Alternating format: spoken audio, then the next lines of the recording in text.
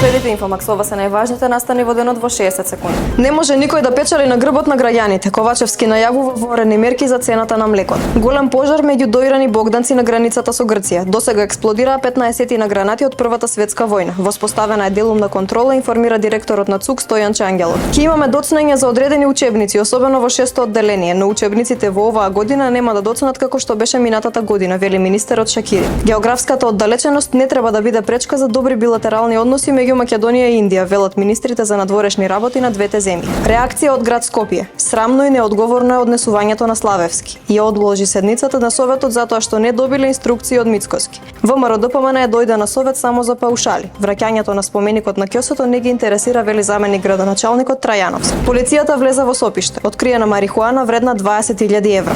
Следете Инфомакс и добивајте ги информациите секогаш први без цензура.